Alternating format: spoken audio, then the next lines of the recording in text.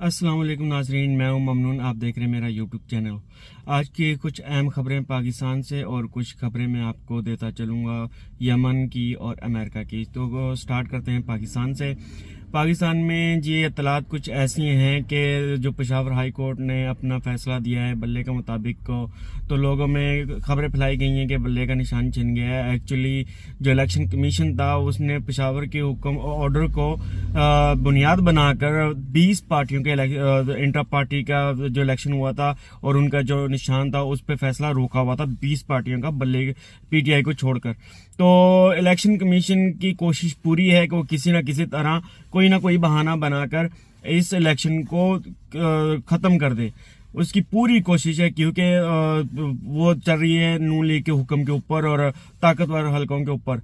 तो उनकी पूरी कोशिश है कि किसी तरह भी ये इलेक्शन खत्म कर दिया जाए, ये इलेक्शन ना हो। तो कोई ना कोई बहाना लाजमी ढूंढते हैं, इसीलिए उन लोगों ने पेशावर हाई कोर्ट का एक बहाना ढूंढा और उसके मुताबिक 20 पार्टियों के जो है ना उन्होंने फैसले महफूज किए थे, उसके ऊपर काम नहीं कर रहे थे। उसके ऊपर पेशावर हाई कोर्ट ने जी बल्ले के ऊपर जो फैसला दिया था वो वापस लिया ताकि इलेक्शन कमीशन उन 20 पार्टियों को भी फैसला करे ताकि इलेक्शन में देर ना हो।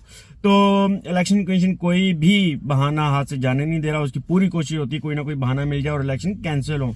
तो दूसरी जानिब आप लोगों ने देखा जैसे कि अपने पाकिस्तान सुप्रीम कोर्ट में जो जज साहिबान जो हमारे चीफ जस्टिस कर रहे हैं वो कोई मौका हाथ से नहीं जाने देते जिससे किसी वकील की तौहीन ना हो, किसी बंदे की तौहीन ना हो। उनको नाम के ऊपर उनको एतराज है, उनको उनके काम के ऊपर एतराज है, कभी डिग्री के ऊपर एतराज है। तो कोई जज साहिबान से पूछे, आप यहाँ पे जज के तौर पे बैठे हैं, एक आला मुकाम पे बैठे हैं, आपको इन छोटी मोटी बातों से निकल के आपको मेन केस के ऊपर काम करना चाहिए, ना कि आप दूसरों की इज्जत उछालते फिरें, उनकी बेइज्जतियां करते फिरें। कभी आप नाम पे एतराज उठाएं, कभी आप डिग्रियों पे एतराज उठाएं। जी अगर उनके डिग्रियां जाली हैं, उनके नाम खराब है, तो वकील बने कैसे? इनको आज याद आ रहा है कि ये वकील नहीं है, इनकी डिग्रियां जाली हैं, इनके नाम खराब है, इनको आज याद आ रहा है। अरसे से तो लड़ते आ रहे हैं। बहरहाल जी जज जितने भी अदालतें हमारी उनके जजों के आंखों के ऊपर नून लीग की पट्टियां बंधी हैं और एक साइड पे नून लीग की पट्टी एक बंदी है एक आंख पे और दूसरी आंख पे ताकतवर हलकों की पट्टी बंधी हुई है। तो ये हमारे सुप्रीम कोर्ट और दीगर अदालतें भी यही कुछ कर रही हैं।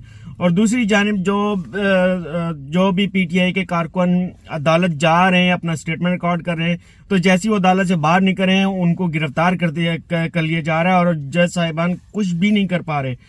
और दूसरी जानिब चीफ जस्टिस काजी फायज ईसा कहते हैं कि भाई जिसका केस है वो खुद आए, वो खुद क्यों नहीं आ रहा?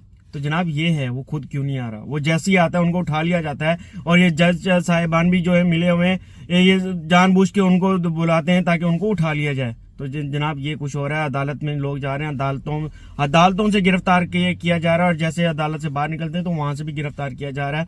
ये पीटीआई के खिलाफ, सिर्फ पीटीआई के खिलाफ का क्रैकडाउन चल रहा है। अब किस बात का इनको गुस्सा है, किस बात का नहीं है, ये तो अल्लाह जानता है या ये नून लीग वाले और ताकतवर हल्के जानते हैं।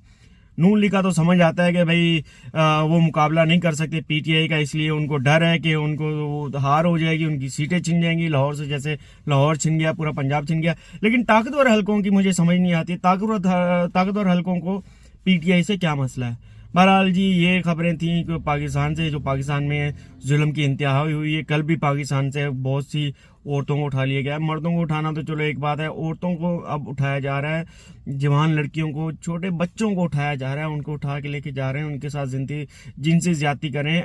तो मुझे समझ नहीं आती वो औरत मार्च किधर है जो इमरान खान की हुकूमत में बात पर औरत मार्च निकल आते थे। वो औरतें कहाँ हैं जो ह्यूमन राइट्स की बातें करते थे? वो औरतें कहाँ हैं जो औरत की इज्जत के ऊपर बात आने पर मार्च निकालते थे, लॉन्ग मार्च करते थे, जलसे निकालते थे? वो औरतें कहाँ हैं अब? इमरान खान की हुकूमत में तो जरा सी बात पे कुछ होता था तो निकल आती थी, तो आज कहाँ है? इतना जुल्म हो रहा है औरतों पर, तो आज वो कहाँ है? वो मार्च कहाँ बैठा हुआ है? वो ह्यूमन राइट्स वाले कहाँ बैठे हुए हैं? बहरहाल जी जिसकी लाठी उसकी भैंस, जिधर को अवाम को डंडी मार के भेजेंगे वो अवाम पाकिस्तानी उधर जाएगी। ये डर और खौफ का एक बैठाया हुआ है। तो ये है पाकिस्तान की कुछ खबरें। और दूसरी खबर जो यमन और अमेरिका की मैं देना चाह रहा हूँ, एक कार्गो शिप जा रहा था कंटेनर लेकर, तो यमन ने उनको वार्निंग दी है। वार्निंग के जैसे उन्होंने पहली वार्निंग दी है तो उन्होंने अमेरिका को मैसेज भेजा है कि हमें अमेरिका, क्योंकि अमेरिका का बेड़ी पैड़ा उधर ही था, जहाज था, तो उनको मैसेज भेजा है कि हमें आके बचाएं, हमें वार्निंग दी गई है। तो अमेरिका के कहने के ऊपर आप जाएं, हम आपको सिक्योरिटी प्रोवाइड करें, आप कंटिन्यू अपना ट्रैवल करते रहें, अपना सफ़र जारी रखें। तो उसके बाद दोबारा यमन ने उनको वार्निंग दी है, वो नहीं रुके, तो उसके बाद यमन ने उन पर मिसाइल हमला करके उनका काफ़ी नुकसान पहुंचाया है। ऐसी खबरें भी हैं। तो अमेरिका फेल हो गया है उनको, तो अमेरिका अपनी सिक्योरिटी प्रोवाइड करने में फेल हो गया है। अब तकरीबन मुल्क जो है ना वो अमेरिका पर रिलाई नहीं कर रहे। ऐसी खबरें हैं कि जो है ना अटैक्स हो रहे हैं और कार्गो शिप और कार्गो कंपनियां, शिपिंग कंपनियां जितनी भी हैं वो बहुत ही लॉस में जा रही हैं। और दूसरी जानब इसराइल कंटिन्यू अपना जुल्म जारी रखा हुआ है फ़लस्तीन में। हमास के नाम पर लड़ाई जारी है, लेकिन इसराइल फ़लस्तीन में आम मासूम बच्चों को मार रहा है। उनकी इसराइली फ़ौज जो है फ़लस्तीन के मासूम बच्चों की, उनकी लाशों के ऊपर पैर रखकर, उनकी बेहरमती कर कर, उनका मजाक उड़ाकर टिकटॉक की वीडियो बना रहे हैं। ये जुल्म जारी है। कोई इसराइल को रोकने वाला नहीं है। जो भी बात होती है वो होती है कि यमन रुक जाए, ईरान रुक जाए, तो कोई भी मुल्क ये स्टेटमेंट नहीं दे रहा कि इसराइल भी रुक जाए। इसराइल ने ये जंग स्टार्ट की, इसराइल किसी की बात नहीं सुन रहा, वो जुल्म जारी रखे हुए। तो नाजरीन, अभी तक मेरे पास यही खबरें हैं। जैसे कोई मजीद इत्तलात या अपडेट आती हैं तो मैं आपको आगाह करता हूँ। तब तक के लिए मुझे इजाज़त दीजिए। अल्लाह हाफिज़।